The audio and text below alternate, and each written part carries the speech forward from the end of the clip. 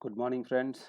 सो myself Vijay Kumar Singh और मैं जो है जेपीएससी और अदर कॉम्पिटिटिव एग्जामिनेशंस के लिए इंडियन हिस्ट्री की जो है वीडियो सीरीज़ मैंने शुरू की है और उसी में ये आज दूसरा वीडियो है। और अगर आपने मेरा पहला वीडियो नहीं देखा है तो आप प्लीज़ जाके पहला वीडियो देखें, क्योंकि सारा कुछ जो है एक दूसरे से कनेक्टेड है। सो इस वीडियो को देखने से पहले जो है वो पहला वीडियो जो स्टोन एज पे मैंने बनाया है उसको आप ज़रूर जाके देखें और फिर इस वीडियो को ज़रूर देखें, ठीक है। और अगर आपको वीडियो पसंद आता है तो लाइक करें और मेरे चैनल को सब्सक्राइब करें ताकि आने वाले जितने भी वीडियोज़ हैं उसकी नोटिफिकेशन जो है आपको बहुत ही जल्द मिल जाए। तो चलिए बिना समय बर्बाद किए शुरू करते हैं। इंडस वैली सिविलाइजेशन जो कि चैप्टर 2 है। थोड़ा लंबा वीडियो होगा बट हम लोग जो चीज़ों पे डिस्कस करेंगे काफ़ी डीप में हम इंडस वैली सिविलाइजेशन को स्टडी करेंगे। तो चलिए देखते हैं क्या क्या स्टडी करने वाले हैं आज हम। इंट्रोडक्शन हम लोग इंडस वैली सिविलाइजेशन का देखेंगे, एक्सपेंशन देखेंगे कहाँ से कहाँ तक फैलाव है इसका, हड़प्पा मोहनजोदारो जो इम्पोर्टेंट साइट्स हैं उसको देखेंगे, वहाँ की जो इम्पोर्टेंट फीचर्स हैं जैसे कि ग्रेट बाथ हो गया, और कुछ कॉमन फीचर्स के बारे में भी बात करेंगे कि जो सारे साइट्स में कुछ कॉमन फीचर्स हैं वो क्या क्या हैं। टाउन प्लानिंग कैसी रही है उनकी, ड्रेनेज सिस्टम कैसा था उनका, social life, political, religious, economic life वो कैसी रही थी, एग्रीकल्चर वो लोग क्या क्या करते थे, कैसे करते थे, ट्रेड उनका क्या क्या होता था, कहाँ से वो ट्रेड करते थे, क्या क्या चीज़ों की ट्रेड करते थे, किस तरह के एनिमल्स को उन्होंने डोमेस्टिकेट करना शुरू किया था और कौन कौन से जानवर जो हैं वो अपने पास वो डोमेस्टिकेट किया करते थे, उनकी भाषा जो है script and language, this is quite interesting, वो कैसी थी, सील वो कैसे बनाते थे, आर्ट एंड आर्किटेक्चर वहाँ का कैसा था, पॉटरी कैसा था, और कुछ important sites and their exhibitors के बारे में जिन्होंने उसको खोज के निकाला है, वैसे कुछ आर्कोलॉजिस्ट के बारे में हम लोग जानेंगे। And last but not the list, causes of decline, कि आखिर इतना बड़ा जो सिविलाइजेशन था वो कैसे डिक्लाइन हो गया। तो चलिए इतनी सारी चीज़ों पर डिस्कस करने वाले हैं आज हम लोग। तो चलिए आगे बढ़ते हैं। देखिए Indus valley civilisation, Indus valley civilisation का जो आज हम पढ़ने वाले हैं वो हम लोग मैच्योर फेज पढ़ने वाले हैं। तो मैच्योर फेज जो है वो तब का फेज होता है जब वो पूरी तरह से विकसित हो गया था। क्योंकि इसको डेवलप होने में काफ़ी लंबा समय लगा होगा तो हम उस शुरुआत से जो है उस पे फोकस नहीं करते हुए जो मैच्योर फेज जब ये बिल्कुल अच्छी तरीके से फल फूल रहा था उस समय कैसा रहा होगा उसके बारे में हम लोग बात करेंगे। तो ये पीरियड जो है मैच्योर फेज वो 2600 BC, BCE that means before common era, इसके बारे में मैंने चर्चा की हुई है अपने पहले वीडियो में, इसलिए मैंने आपको कहा कि पहला वीडियो जाके देखें कि BCE क्या होता है, AD क्या होता है, ठीक है। टाइमलाइन पूरा जो है वो कैसे डिसाइड किया जाता है उसके बारे में मैंने चर्चा की है पहले वीडियो में। अगर आपने नहीं देखा है तो प्लीज़ जाके देखें।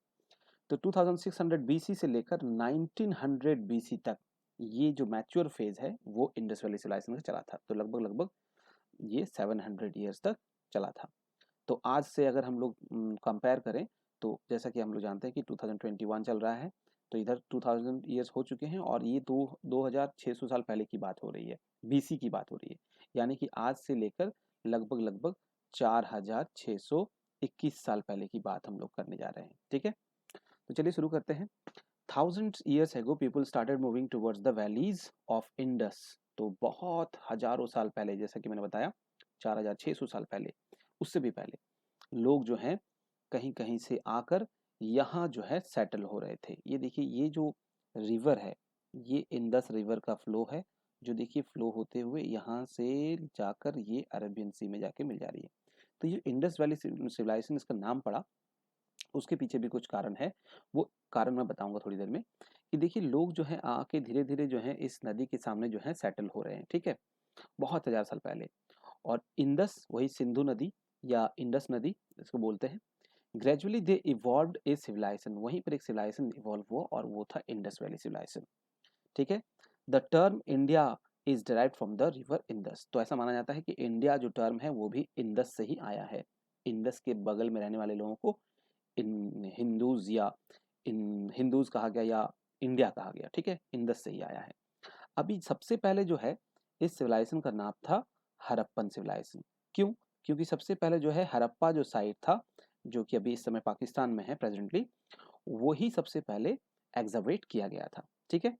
तो हड़प्पा साइट्स एग्जिबिट सबसे पहले हुआ था, सबसे पहले इसी की खोज हुई थी। इसी कारण से इसको हड़प्पन सिविलाइजेशन भी कहा जाता था। लेकिन बाद में धीरे धीरे जैसे जैसे खोज होने लगी, तो देखिए बहुत सारे इंपॉर्टेंट साइट्स जो हैं वो इंडस रिवर के आसपास जो है, मोहनजोदारो हो गया, ठीक है ना, और भी बहुत सारे इंपॉर्टेंट साइट जो हैं वो इंडस रिवर के पास पास जो है हमें दिखे। तो इसीलिए इतने सारे जो साइट्स हो गए, इसकी वजह से जो है हमें लास्ट में इसका नाम जो है इंडस वैली सिविलाइजेशन देना पड़ा। ठीक है, तो ये क्लियर हो गया इंडस वैली सिविलाइजेशन नाम कहाँ से आया, क्योंकि बहुत सारे साइट्स हैं वो इंडस रिवर के आसपास ही हैं, इसीलिए भी। और पहली बार इसका नामांकन करने वाले पर्सन थे, ये एक आर्कोलॉजिस्ट थे, जॉन मार्शल। इन्होंने पहली बार ये इंडस सिविलाइजेशन जो टर्म है, इसको इन्होंने यूज किया था। तो ये आपको याद रखना है एग्जामिनेशन पॉइंट ऑफ व्यू से, दिस इज वेरी इंपॉर्टेंट कि किस पर्सन ने सबसे पहले इंडस सिविलाइजेशन जो टर्म है उसका इस्तेमाल किया था, and he was John Marshall. ये जो हिस्ट्री हम लोग पढ़ रहे हैं, ये प्रोटो हिस्ट्री पीरियड का हिस्ट्री है। तो प्रोटो हिस्ट्री क्या होता है, इसके बारे में भी मैंने चर्चा जो है पिछले वीडियो में की है। वीडियो अगर आपने नहीं देखा है तो आप जाके देखें, उसमें मैंने बहुत अच्छी तरीके से बताया है कि प्री हिस्ट्री क्या होता है, प्रोटो हिस्ट्री क्या होता है और हिस्टोरिक पीरियड क्या होता है। तो 3 भाग में किस तरह से डिवाइड किया गया है। फिर भी जिन्होंने नहीं देखा, मैं थोड़े से शॉर्ट में बता देता हूँ कि प्रोटो हिस्टोरिक पीरियड वो पीरियड होता है, उस समय का पीरियड होता है जिस समय के जो लिटरेरी सोर्सेज जो है हमारे पास, जो भाषा है वो हमें मिली है, बट उसको अभी तक हम लोग डेसिफर नहीं कर पाए, यानी कि उस भाषा को अभी तक हम पढ़ नहीं पाए। वैसे पीरियड को हम लोग प्रोटो हिस्ट्री पीरियड कहते हैं। ठीक है, तो उस हिस्ट्री को भी अभी भी हम लोग जो है टूल्स के माध्यम से या कुछ फाइंडिंग्स के माध्यम से ही हम लोग आकलन करते हैं और एक तरह से स्पेकुलेशन करते हैं। ठीक है, अभी तक उसकी जो भाषा है उसको डेसिफर नहीं किया जा सका है। अभी भी इंडस वैली सिविलाइजेशन की जो भाषा है उसको अभी तक पढ़ा नहीं जा सका है। ठीक है, तो देखिए यहाँ पर अगर आप ध्यान से देखेंगे तो इस मैप का सहारा जो है हम आगे भी लेंगे। ये जो है इसका फैलाव आप देख सकते हैं कहाँ से कहाँ तक है। इंडस वैली सिविलाइजेशन का फैलाव आप देख सकते हैं कितना बड़ा एरिया है। ठीक है ना, ये पूरा जो है इंडस वैली सिविलाइजेशन का एरिया है।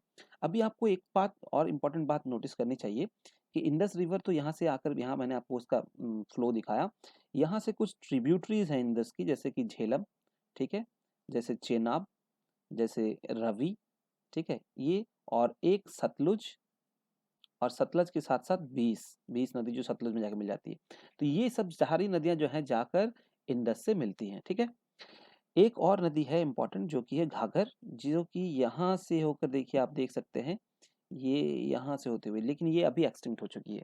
तो ये घाघर नदी है, वही नदी रवि नदी जिसको बोला जाता था, वही घाघर नदी के नाम से भी जानी जाती है। तो इसके बारे में भी हम लोग आगे पढ़ेंगे। तो चलिए आगे मूव करते हैं।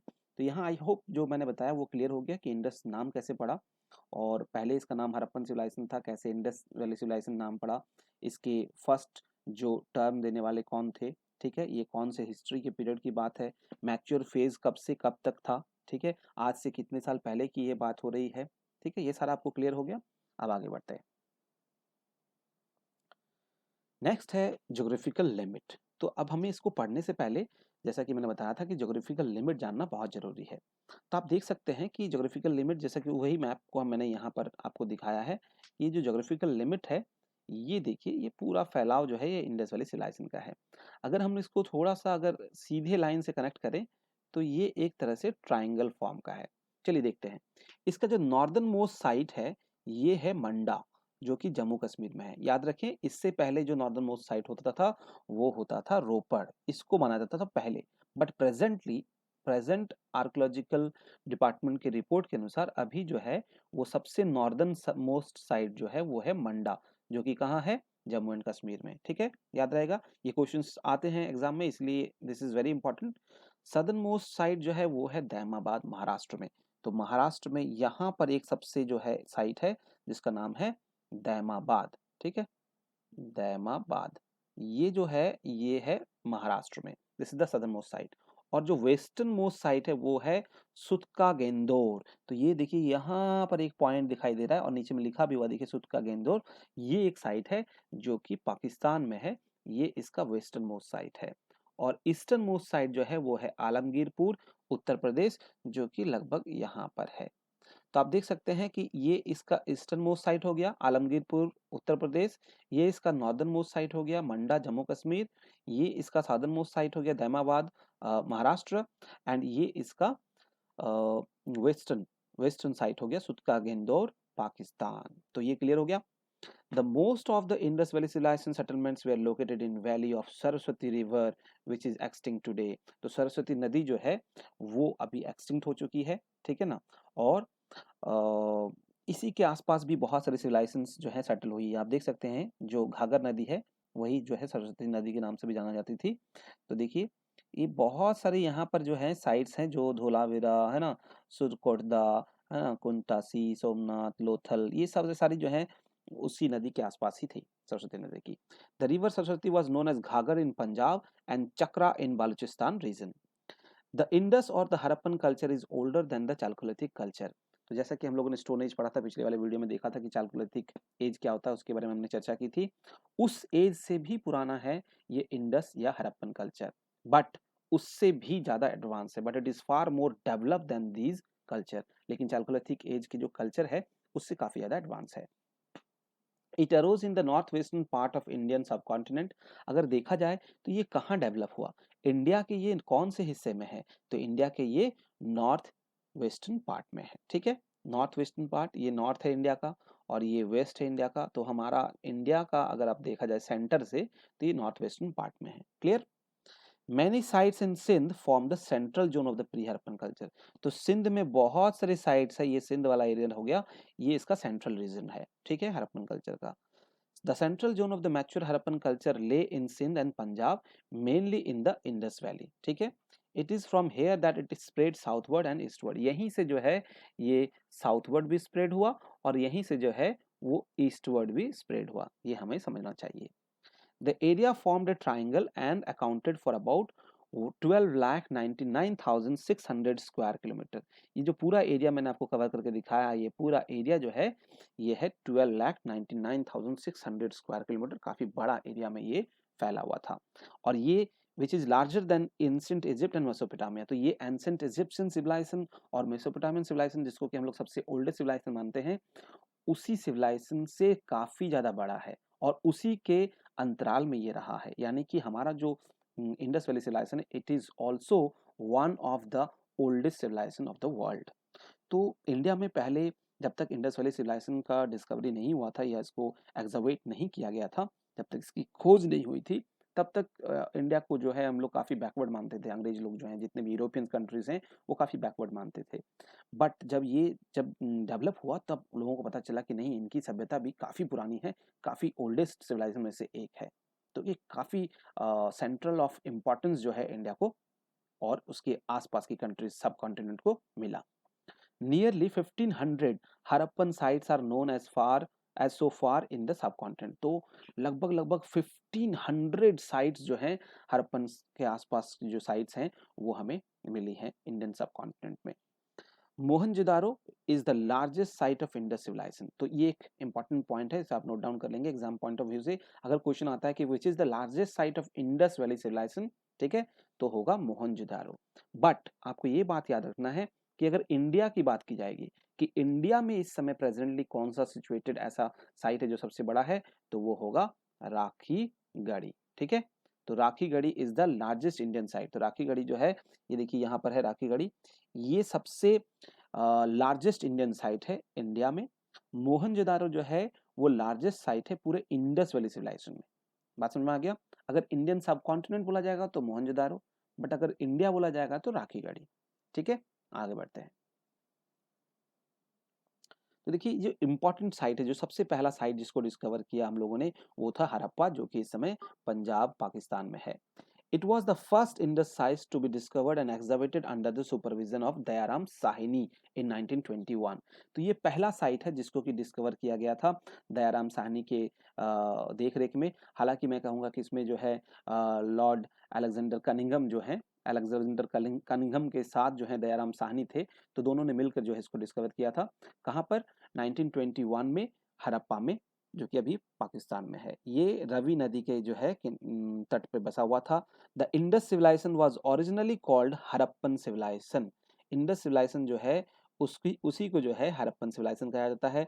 After the discovery of this site, तो उसी को जो है मैंने आपको बताया था पहले ही कि हड़प्पन सिविलाइजेशन कहा जाता था सबसे पहले। क्यों? क्योंकि सबसे पहले यही साइट डेवलप हुई थी, लोगों को पता नहीं था कि और भी साइट्स हैं, तो उस लोगों ने कहा कि भाई हड़प्पन सिविलाइजेशन, क्योंकि हड़प्पा से निकला है। बट जब जैसे-जैसे धीरे-धीरे और भी साइट्स जो हैं हमें इंडस रिवर के आस-पास जो है मिलने लगी, तो वैसे-वैसे इसका नाम जो है चेंज होकर हड़प्पन सिविलाइजेशन से इंडस वैली सिविलाइजेशन कर दिया गया। The vast mounds at Harappa were first reported by Mason in 1826 and by visited by Alexander Cunningham in 1853 and 1873। सबसे पहले जो है जो बड़े-बड़े माउंट्स जो थे, ऊंचे-ऊंचे जो टीले थे, वो किसी मजदूर और मिस्त्रियों के द्वारा जो है 1826 में रिपोर्ट किए गए थे। लेकिन बाद में बहुत सालों के बाद अलेक्जेंडर कनिंघम के आर्कोलॉजिकल डिपार्टमेंट के हेड बनने के बाद जो है वो 1853 और 1873 में यहाँ गए थे चेक करने के लिए, विजिट करने के लिए। हरियाणा का जो भिराना जो ओल्डेस्ट साइट है वो हड़प्पन साइट है इंडियन सब कॉन्टिनेंट में। अगर सबसे ओल्डेस्ट साइट की बात करें, देखिए लार्जेस्ट साइट की जो बात हमने की थी वो इंडिया के में राखीगढ़ी थी, और मोहनजोदारो जो थी वो क्या थी, वो पूरे पूरे इंडस सिविलाइजेशन में, ठीक है। लेकिन आप देख सकते हैं कि यहाँ पर बताया जा रहा है कि हरियाणा का जो भिराना है वो सबसे ओल्डेस्ट हड़प्पन साइट है इंडियन सब कॉन्टिनेंट में। तो अगर इंडियन सब कॉन्टिनेंट में सबसे ओल्डेस्ट साइट बोला जाएगा तो भिराना, जो कहाँ पर है, हरियाणा में, ठीक है। ये according to the archaeological survey of report of India report के अनुसार है। अदर फाइंडिंग, और भी हमें बहुत सारी चीज़ें यहाँ से मिली है, बहुत सारी चीज़ें, क्या-क्या चीज़ें मिली हैं, यहाँ पर हमें जो है लिंगम मिला है, यानी कि लिंग की पूजा होती थी, योनि मिला है, वर्जिन गॉडेस जो हैं वो मिली हैं, उसके सील्स मिले हैं, ठीक है ना, गॉडेसेस की। उसके बाद जो है व्हीट एंड बार्ले मिले हैं वुडन मॉर्टर में, तो लकड़ी के जो जो ये होते हैं, मॉर्टर होते हैं, यानी कि ढेकी जिसको बोल सकते हैं, उसमें हमें व्हीट और बार्ले मिले हैं। वैनिटी बॉक्सेस मिले हैं, डाइस यानी कि जो पासा होता है वो मिला है, एक एक ब्रॉन्ज का इमेज मिला है जिसमें कि एक डॉग को एक डियर को चेज करते हुए दिखाया गया है। न्यूड मेल और न्यूड डांसिंग फीमेल स्टोन में बनाए हुए, तरासे हुए वो मिले हैं। नेकेड मेल टॉर्सो, तो ये एक मतलब इंसान का जो है वो धड़ मिला है, कमर से ऊपर का पोर्शन जो है वो लाल सैंडस्टोन से बना हुआ वो मिला है। मैं बाद में दिखाऊंगा सारे पिक्चर्स इसके भी। And has been found which shows traces of Jainism. ये सब चीज़ों से मिलने से हमें कहीं ना कहीं ऐसा लगता है कि जैनिज्म के कुछ ट्रेसेस भी यहाँ पर थे। ओके, आगे बढ़ते हैं।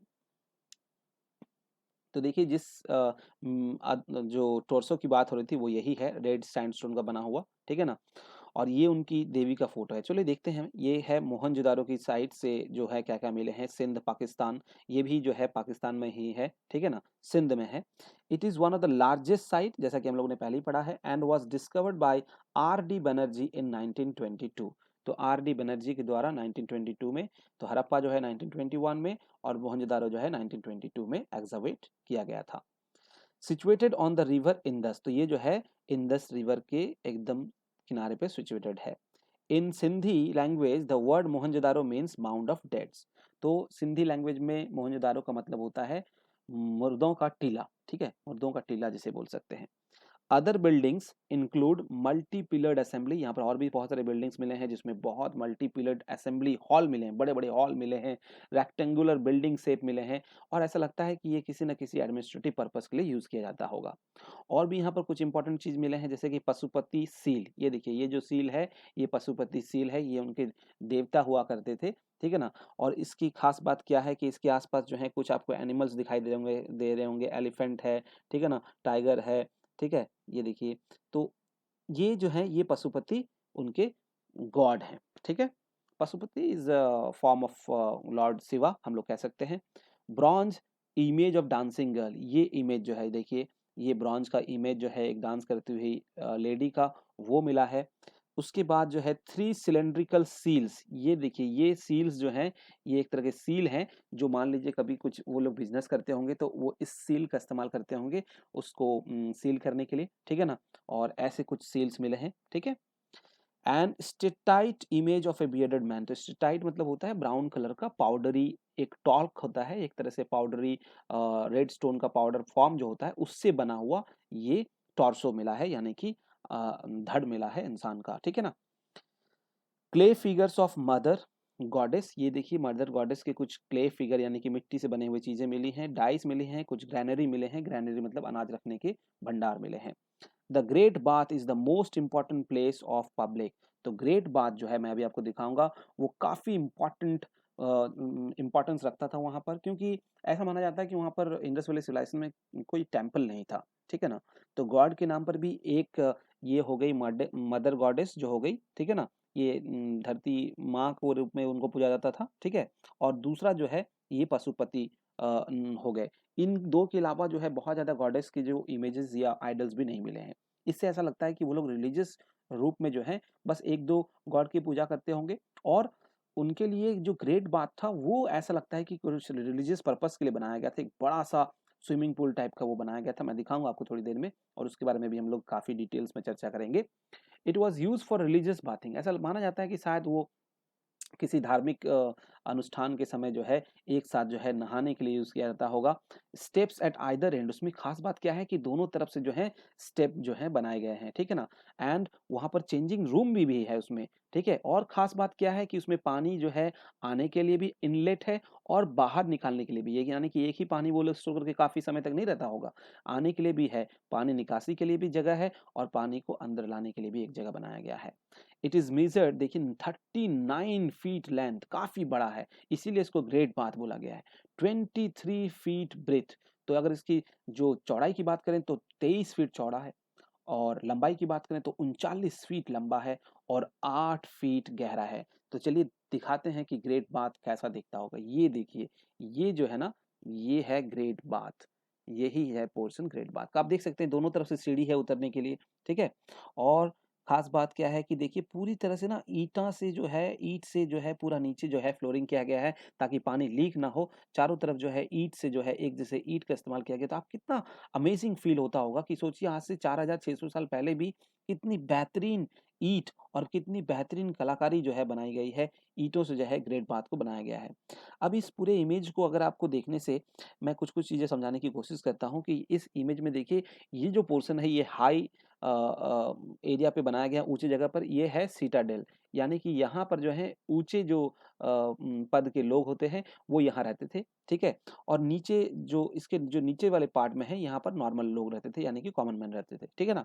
तो यहाँ पर ग्रेट बाथ बनाया गया काफी बड़ा, जैसा हमने चर्चा की अभी कि कितना चौड़ा है, 39 फीट चौड़ा है, लंबा है, और 23 फीट चौड़ा है, और साथ ही साथ 8 फीट जो है वो गहरा है, ठीक है। इसको थोड़ा-सा अगर हम लोग क्लोज़ली देखने की कोशिश करें तो देखिए ये ग्रेट बात है, किस तरह से ईंटों का इस्तेमाल किया गया है। वॉव! आज के ज़माने की जो ईंट है उससे भी ज़्यादा चौड़ा और उससे भी ज़्यादा पतला जो है ईंट बनाया गया है। काफ़ी ज़बरदस्त जो है आप देख सकते हैं कि फ्लोरिंग किया गया है, और इसमें जो है सीढ़ी उतरने के लिए भी बनाई गई है, और यहाँ पर चेंजिंग रूम भी यहाँ पर थे, ठीक है ना? अंदर इधर चेंजिंग रूम भी है। पानी का इनलेट के लिए अलग जगह बनाया गया है, पानी यहाँ पर एंट्री होगा, ठीक है। और इसका आउटलेट भी बनाया गया है, तो काफ़ी बेहतरीन कलाकारी दिखाई देती है। तो this is very important in Mohenjodaro, great bath, ठीक है ना? देखिए और क्लोज़ली मैंने दिखाने की कोशिश की है कि किस तरीके से जो है बनाया गया है। ये सब कुछ जो है सेव करने के लिए अभी बाद में जो है इसको दिए गए हैं, ताकि ये किसी तरह से बच सके। तो अब जो है हम लोग बात करने जा रहे हैं कुछ कॉमन फीचर्स के बारे में। 2 हम लोगों ने इम्पोर्टेंट साइट्स के बारे में पढ़ा, एक तो हड़प्पा और एक मोहनजोदारो। और भी बहुत सारी साइट्स हैं, उनके बारे में सारा चर्चा करना पॉसिबल नहीं है, वरना मैंने बताया कि 1500 से आस-पास जो है इम्पोर्टेंट साइट्स हैं। तो हम लोग जो है कुछ कॉमन फीचर्स देख लेते हैं कि इन साइट्स में क्या-क्या कॉमन फीचर्स हैं। तो देखिए systematic town planning on the lines of grid system. तो जैसा कि हम लोगों ने देखा कि काफ़ी सिस्टमैटिक टाउन प्लानिंग है। यूज़ ऑफ बर्न्ड ब्रिक्स, जैसा कि मैंने अभी आपको दिखाया कि जो ब्रिक्स थे वो कच्चे ईंट नहीं है, वो जले हुए ईंट है, एकदम बिल्कुल पके हुए ईंट है, जैसा कि आज हम लोग इस्तेमाल करते हैं। तो काफ़ी डेवलप रहे होंगे, आज से पहले भी इतने साल पहले वो लोग बर्न्ड ब्रिक का इस्तेमाल करते थे। ये कितना साउंड ही कितना इम्पोर्टेंट करता है, कितना अमेजिंग होता है। अंडरग्राउंड ड्रेनेज सिस्टम जो है वो वहाँ पर था, बहुत ही बेहतरीन ड्रेनेज सिस्टम माना जाता है ना? जायंट वाटर रिजर्वर इन धोलावीरा, एक बड़ा-सा पानी का रखने का जगह, जो पानी को स्टोर करने का जगह जो है धोलावीरा में मिला है ना? और सारे साइट्स में आपको देखने को मिलेंगे ड्रेनेज सिस्टम जो है, मैं बाद में फिर दिखाऊँगा पिक्चर्स के सहारे कि ड्रेनेज सिस्टम जो है वो कितना बेहतरीन था। फोर्टिफाइड सिटाडेल, तो सिटाडेल मैंने आपको दिखाया कि ऊँचा वाला जो जगह है वो चारों तरफ से फोर्टिफाइड यानी कि घेरा किया हुआ रहता था। सिर्फ एक ही एक्सेप्शन है जहाँ पर सिटाडेल जो है वो फोर्टिफाइड नहीं था, वो है चानूदारो, ठीक है। ये एक साइट है। सुरकोटदा जो है वो कहाँ पर है, कच्छ डिस्ट्रिक्ट गुजरात में। ये क्यों इंपॉर्टेंट है, ये किस लिए इंपॉर्टेंट है, तो थोड़ा देख लेते हैं। The only Indus site where the remains of a horse have actually been found. तो बाकी कहीं भी कोई भी साइट में घोड़े के होने का प्रमाण नहीं मिलता है, बट सुरकोटदा ही एक ऐसा साइट है जहां पर गुजरात में, जहां पर घोड़े के अवशेष मिले हैं। अगर मेन क्रॉप्स की बात करें सारे साइट्स की, तो व्हीट और बार्ली जो है ये दो इम्पोर्टेंट मेन क्रॉप्स हुआ करते थे उनके। और हमें राइस के जो कल्टीवेशन के कुछ एविडेंसेस मिले हैं जो कि लोथल और रंगपुर गुजरात से सिर्फ मिले हैं। अदर क्रॉप्स की बात करें तो डेट्स, मस्टर्ड, सीसमम, कॉटन, ये सब भी काफ़ी ज़्यादा मिले हैं। और इंडस पीपल जो है वही थे सबसे पहले कॉटन प्रोड्यूस करने वाले पूरे वर्ल्ड में। ठीक है। बहुत सारे एनिमल्स की बात करें तो यहाँ पर sheeps, goat, oxen, ox and cow, humped and humpless bull, दोनों ही तरह के बुल हमें मिल रहे हैं। ठीक है ना, हम्प वाले और बिना हम्प वाले, buffalo, boar, dog, cat, pig, fowl, deer, tortoise, elephant, camel, rhinoceros, tiger et cetera सब मिले हैं। लेकिन lion was not known to Indus people. तो दिस इज इंपॉर्टेंट कि लायन जो है वो इंडस पीपल को पता नहीं था कि क्या होता है। There was extensive inland and foreign trade, और ट्रेडिंग भी वो लोग करते थे। कौन से बाकी सिविलाइजेशन से ट्रेडिंग करते थे? तो ट्रेडिंग जो है मेसोपोटामिया और सुमेरिया, जो कि आज का मॉडर्न जमाना का इराक है, और बहरीन, ये सब के कुछ एरिया से वो लोग ट्रेडिंग करते थे वाटर के थ्रू। ठीक है। अब हम लोग बारी बारी से चर्चा करते हैं बहुत सारी इंपॉर्टेंट फीचर्स के बारे में, जैसे कि major characteristics of Harappan sites. तो आप ये देख सकते हैं हड़प्पन साइट्स की कि मेजर कैरेक्टरिस्टिक्स क्या क्या है।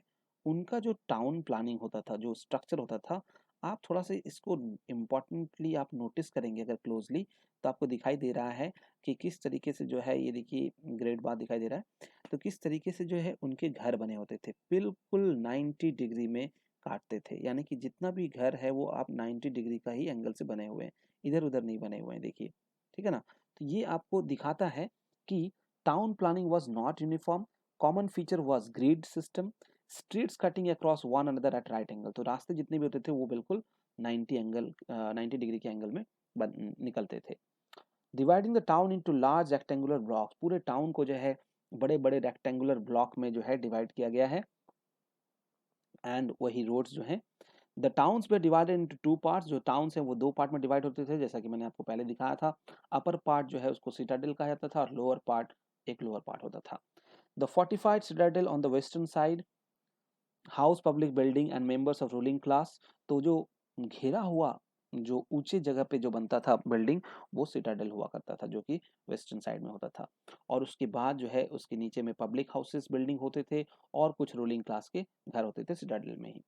सिटाडेल के नीचे में जो है ईस्टर्न साइड में अगर बात की जाए, तो वहां पर लोअर टाउन्स होते थे जहां पर कॉमन पीपल रहते थे। कितनी अच्छी प्लानिंग है। हाउसेज ऑफन ऑफ टू और मोर स्टोरीज, घर ऐसे जो है दो तल्ला घर भी मिले हैं वहां पर। जनरली हैड साइड एंट्रेंसेस, उनमें घर के जो एंट्रेंस होते थे वो साइड एंट्रेंसेस होते थे। And no windows face the main street. तो देखिए कहीं ना कहीं ऐसा लगता है कि खिड़की जो है मेन रास्ते की तरफ खुली हुई नहीं रहती थी। इससे पता चलता है कि वो लोग सीक्रेसी मेंटेन करते थे। There was a large scale use of burn bricks, जैसा कि हमने पहले भी चर्चा किया हुआ है। Complete absence of stone building, तो पत्थर के घर नहीं बल्कि ईंट के घर हुआ करते थे। ठीक है। राउंड पिलर वेयर एब्सेंट, तो राउंड पिलर जो है वो एब्सेंट हुआ करते थे। राउंड पिलर नहीं होता था, स्क्वायर पिलर होता था। कुछ इस तरीके के रेक्टेंगुलर जो है शेप के घर जो है उनकी प्लानिंग में बनाया गया था। और देखिए कितना जबरदस्त प्लानिंग रहा होगा, किस तरीके से रास्ते जो है बिल्कुल 90 डिग्री में कट करते थे, है ना। और जो है सारा जो है रेक्टेंगुलर फॉर्म में जो है पूरा घर दिखाई देता था। चलिए आगे बढ़ते हैं। ये एक साइड जो मैंने पहले भी दिखाया था आपको कि ये देखिए सिटाडेल है, और यहाँ पर जो है लोअर पार्ट्स हैं। ठीक है। तो ये हो गया लोअर पार्ट, और ये हो गया सिटाडेल, जो कि बिल्कुल फोर्टिफाइड है। देखिए फोर्टिफाइड रहता था, ये बिल्कुल घिरा हुआ। ठीक है। अब बात करते हैं उनके ड्रेनेज सिस्टम की। देखिए ये ड्रेनेज सिस्टम जो है, ड्रेन्स आपको मैं दिखा रहा हूँ किस तरीके का ड्रेनेज सिस्टम है। यहाँ अगर कोई घर हुआ होगा तो उससे जो निकलने वाला ड्रेन है वो सीधा मेन ड्रेन से कनेक्ट होता था। तो drainage system, the drainage system was very impressive, बहुत ही इंप्रेसिव ड्रेनेज सिस्टम था। In almost all the cities every big और small houses had its own courtyard and bathroom. तो हर किसी का अपना कोर्टयार्ड होता था और बाथरूम होता था। और वाटर जो है हर घर से जो है स्ट्रीट में निकलता था थ्रू ड्रेन्स। तो आज के ज़माने में जहाँ पर हम देखते हैं कि नाली का पानी यूं ही बाहर बहता रहता है, उससे कहीं ज़्यादा डेवलप वो लोग थे। सारा का सारा जो ड्रेनेज सिस्टम है वो काफ़ी बेहतरीन था, मेन ड्रेन के साथ कनेक्ट था सारे के सारे घर। अंडरग्राउंड ड्रेनेज सिस्टम था और connected all houses to the street drain, जैसा कि मैंने अभी बताया, made of mortar, lime and gypsum. तो जिप्सम, लाइम और मोटर का बना हुआ होता था, कवर्ड विथ आइदर ब्रिक और स्टोन स्लैब्स। तो देखिए इस तरह से कवर किया हुआ रहता था, चाहे वो ईंट से कवर होता था या फिर स्टोन स्लैब से। And equipped with manhole, और वहां पर मैन होल भी होता था जहां पर मान लीजिए कि कोई खराबी होगी तो उसको खोल के बनाया जा सके। This shows develop sense of health and sanitation. इससे हमें पता चलता है कि वो लोग स्वास्थ्य का काफी ख्याल रखते थे और सैनिटेशन का भी उनको काफी ख्याल था। Drains were built of burn bricks, तो मैंने पहले ही चर्चा की है। The quality of domestic bathroom and drain is remarkable, तो इनके ड्रेनेज सिस्टम की बहुत तारीफ होती है। अब अगर बात करें सोशल लाइफ की, it was highly developed urban way of life. Society principally consisted of middle class urban people. Presence of various classes like priest, merchant, craftsman, peasant and laborer can be seen. तो काफ़ी हम लोग को category जो है वो social life में दिखाई देती है। व्यापारी भी थे, क्राफ्ट्समैन भी थे, पीजेंट्स भी थे, लेबरर भी थे, है ना। The dress of man is consisted of two dark garments, तो मैन के ड्रेस जो है वो दो गारमेंट होते थे, upper and the lower cotton garments which were generally use, तो कॉटन पता था उनको और कॉटन का वो लोग गारमेंट पहनते थे। ऊल वॉज ऑल्सो यूज, तो ऊन का भी इस्तेमाल करते थे। Different kinds of necklaces have been discovered, बहुत तरह के नेकलेस जो हैं वो भी डिस्कवर किए गए हैं। लास्ट में मैं एक पिक्चर दिखाऊंगा। Bracelets were used quite commonly, bracelet भी यूज किया जाता था। The vanity case found at Harappa reveals that Harappan women knew art of wall painting, तो वैनिटी केसेस भी देखने को मिले हैं जिससे पता चलता है कि हड़प्पन वुमेन को वॉल पेंटिंग ये सब की जानकारी थी। तो काफी अच्छा सोशल लाइफ भी था। आगे देखते हैं हम लोग। अब हम लोग चर्चा कर रहे हैं उनकी पॉलिटिकल लाइफ के बारे में। There is no clear idea about the political organisation of the Harappans.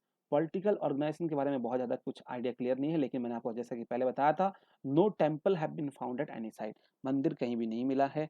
We have no religious structure of any kind except the great bath, अगर रिलीजियस स्ट्रक्चर की बात करें तो ग्रेट बाथ के अलावा कोई दूसरा रिलीजियस स्ट्रक्चर भी हमें नहीं मिला है। And which was meant for ritual bathing, जैसा कि हम लोग पहले डिस्कस कर चुके हैं। Therefore, it would be wrong to think that priest ruled in Harappa. जब टेम्पल ही नहीं थे तो हमें ये सोचना बिल्कुल ही गलत होगा कि प्रीस्ट जो है वहां पर रहते होंगे। It must be noted that Harappans were lacking in weapons, और ये भी हमें देखने को मिला है कि वहां पर कोई वेपन्स जो है हमें देखने को नहीं मिला है। अगर रिलीजियस लाइफ की बात करें तो चीफ फीमेल डेटी, तो जो चीफ फीमेल जो भगवान हुआ करती थी वो एक terracotta figure where a plant is shown growing out of the embryo of a woman, एक टेराकोटा फिगर मिला है ना। टेराकोटा मतलब मिट्टी का बना हुआ एक फिगर मिला है जिसमें कि दिखाया गया है कि किस तरीके से एक एम्ब्रायो जो है वो वुमन के से ग्रो कर रहा है, और वो हमें दिखा रहा है मदर गॉडेस के बारे में, गॉडेस ऑफ द अर्थ, ठीक है, मदर गॉडेस के बारे में दिखा रहा है। तो ये एक इमेज उस तरह का इमेज है, हम लोग मान सकते हैं, ये भी वहीं से मिला है। चीफ मेल डेटी की बात है, ये हम लोग पहले डिस्कस कर चुके हैं। पशुपति जो कि महादेव का ही एक रूप है, प्रोटोसिवा जिसको हम लोग बोल सकते हैं। Represent in seals as sitting in yogic posture, ये वाला, ठीक है। और इसमें देखिए खास बात क्या थी, ऑन ए लो थ्रोन, ये किसी निचले जगह पर बैठे हुए हैं। तीन फेसेस हैं उनके, इनके तीन फेस है, इधर भी फेस है इधर भी फेस है, और दो हॉर्न है, दो सिंग आपको दिखाई दे रहे होंगे, ये आप नोटिस कर रहे होंगे। He is surrounded by an elephant, a tiger, a rhino and a buffalo and two deer appear at his feet. दो जो है हिरन उनके पैरों के पास हैं, और राइनो है यहाँ पर, ठीक है, बफेलो है, और भी बहुत सारे एनिमल्स जो हैं उनको घेरे हुए हैं, ठीक है। न्यूमरस सिंबल्स ऑफ वन फलूस, तो फलूस जो हम लोग को जानते हैं, फलस क्या होता है, फलस जो है लिंगम, यानी कि लिंग की जो पूजा जो करने वाले, वो काफी सारे सिंबल्स हमें मिले हैं।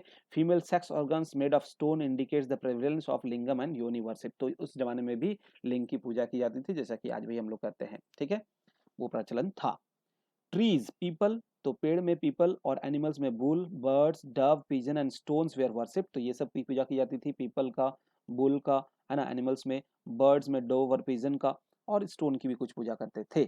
No temple has been found though idolatry was practice, तो हालांकि टेम्पल नहीं मिला है बट मूर्ति की पूजा तो कर रहे हैं, यहाँ से ऐसा देखने से प्रतीत हो रहा है। Indus people believe in ghost and evil forces and use amulets as protection against them, Indus people जो है घोस्ट में भी विश्वास करते थे और उनके प्रोटेक्शन के लिए वो लोग ताबीज उबीज का भी इस्तेमाल किया करते थे। अब हम लोग बात करने जा रहे हैं उनके इकोनॉमिक लाइफ के बारे में, एग्रीकल्चर लाइफ और ट्रेड लाइफ के बारे में।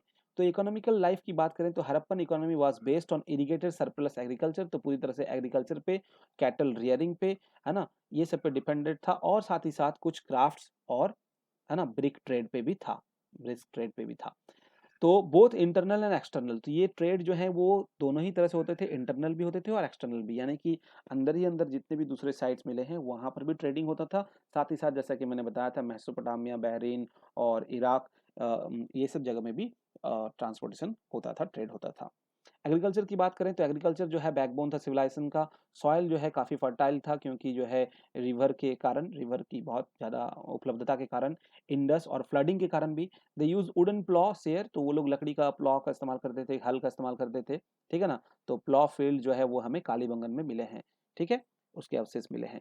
And stone sicles for harvesting, और स्टोन सिकल्स का भी इस्तेमाल करते थे वो लोग काटने के लिए, मतलब पत्थर के बने हुए सिकल्स का, हसुए का इस्तेमाल करते थे फसल की कटाई के लिए। Gabarbans or nalas enclosed by dam for storing water were a feature in the parts of Balochistan. तो बलूचिस्तान में जो है हमें गबरबंद या नालाज, जिससे कि पानी जो है आता था और कहीं स्टोर करके हम लोग रखते थे। Crops produce were wheat, barley, dates, peas, sesamum, mustard, millet, ragi, bajra, jowar at Lothal and Rangpur. Rice husk were found. तो ये सब तो कुछ क्रॉप्स कॉमनली सब जगह मिले हैं, लेकिन लोथल और रंगपुर में जो है हमें राइस के हस्क यानी कि राइस के जो छिलके हैं वो हमें मिले हैं। First to produce cotton in the world, और हमारा जो इंडस्ट्रियलाइजेशन है वो सबसे पहले सिविलाइजेशन था जिसने कि कॉटन प्रोड्यूस किया था, और ग्रीक लोग जो हैं इसको सिंडॉन बोलते थे, सिंडॉन, ठीक है, कॉटन को। A fragment of woven cotton cloth was found at Mohenjodaro. तो बहुत सारे टुकड़े हमें मिले हैं कॉटन के बुने हुए, है ना, मोहनजोदारो से। लेकिन सुगर कैन जो है वो इंडस पीपल को पता नहीं था, खेती की बात करें तो। अब अगर ट्रेड की बात करें तो trade was based on barter system. तो बार्टर सिस्टम में ट्रेड बेस्ड था, यानी कि पैसे का लेन देन नहीं होता था, सामान का आदान प्रदान होता था, ठीक है, तो इसी को बार्टर सिस्टम बोलते हैं। Coins are not evident, coins जो है वो एविडेंट नहीं थे, ठीक है, तो क्योंकि मैंने पहले बताया कि पैसे का लेन देन नहीं होता था, बार्टर सिस्टम था।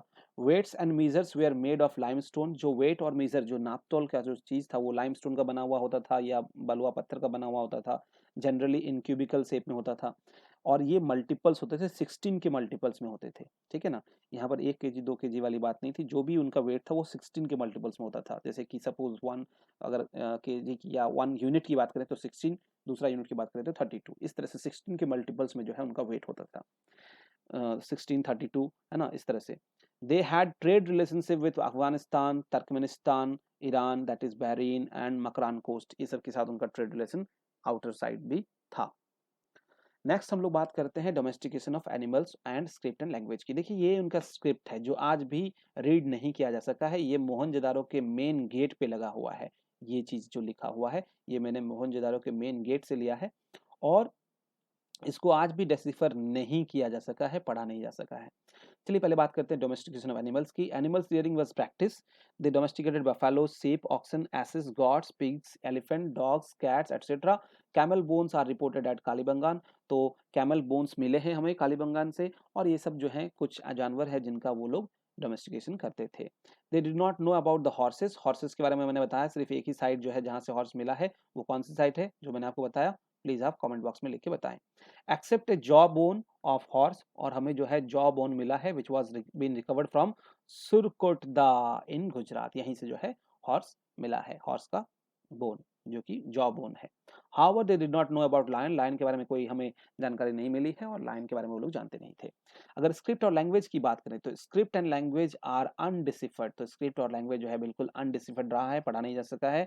स्क्रिप्ट जो है वो पिक्टोग्राफिक है, देखिए पिक्चर्स बनाए हुए हैं कुछ कुछ चीजों के, इसमें भी कुछ लिखा हुआ है, पिक्चर्स बना के लिखा हुआ है। तो ऐसे पिक्चर्स के थ्रू जो हम लोग कुछ मैसेज देते हैं उसको हम लोग पिक्टोग्राफिक स्क्रिप्ट बोलते हैं, ठीक है ना। तो स्क्रिप्ट और लैंग्वेज में डिफरेंस है स्टूडेंट्स, आपको उसको समझना चाहिए। जैसे कि उदाहरण के रूप में इंग्लिश जो है हम लोग लिखते हैं किस किस स्क्रिप्ट में लिखते हैं, इंग्लिश एक लैंग्वेज हो गया, इसको हम लोग लिखते हैं किसमें, रोमन में, ठीक है। ये रोमन जो है वो स्क्रिप्ट हो गया, ये कुछ सिंबल्स, स्क्रिप्ट मतलब क्या, सिंबल्स, ठीक है। और हिंदी का जो स्क्रिप्ट है वो क्या है, देवनागरी, ठीक है।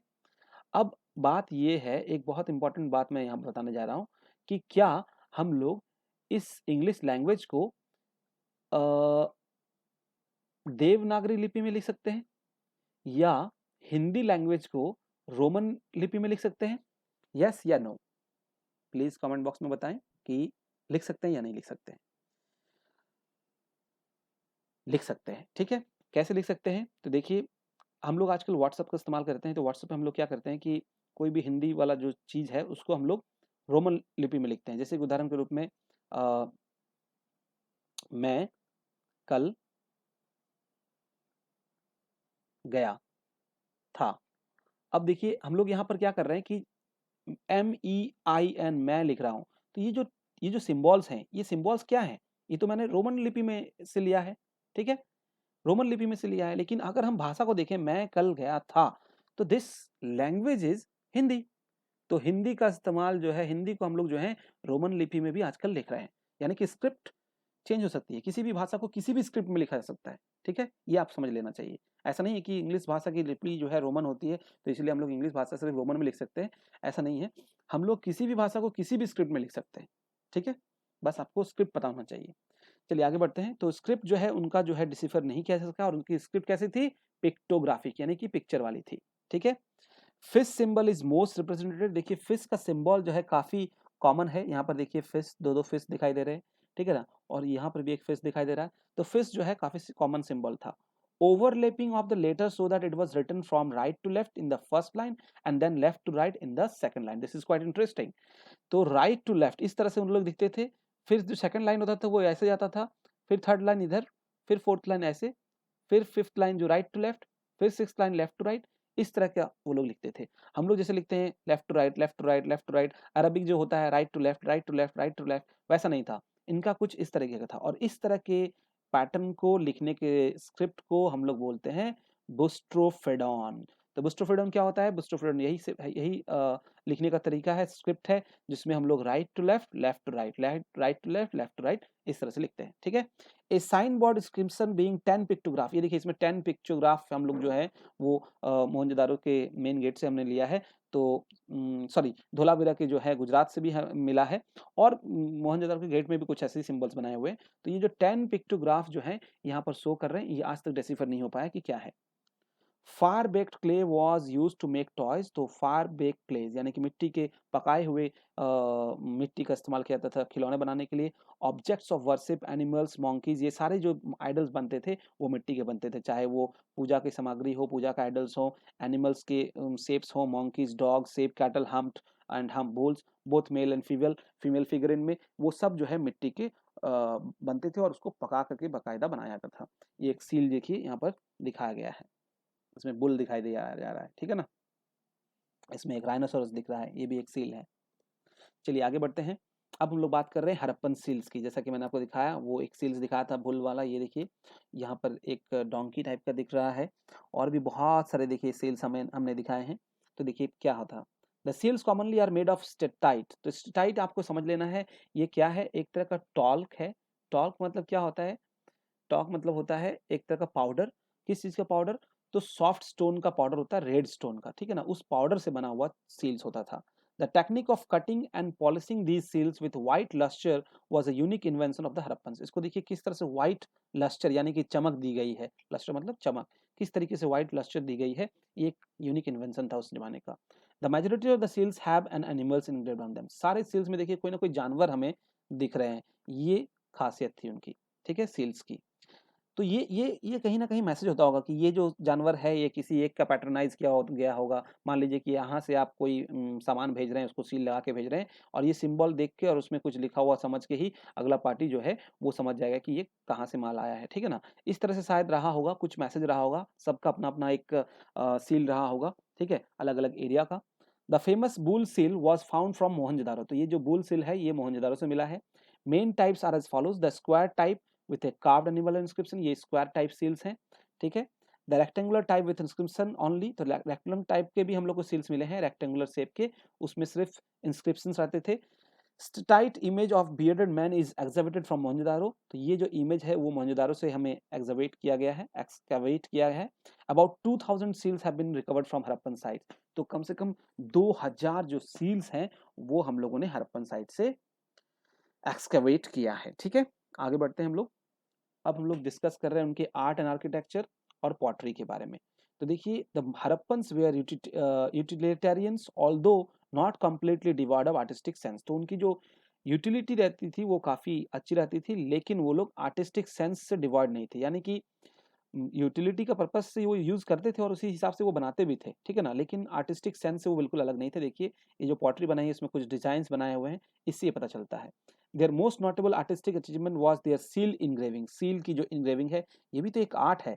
सील में किस तरीके से देखिए उन्होंने इंग्रेविंग किया है, एनिमल्स का शेप बनाया है, कुछ लिखा भी है, ये भी एक बहुत ज़बरदस्त कला थी।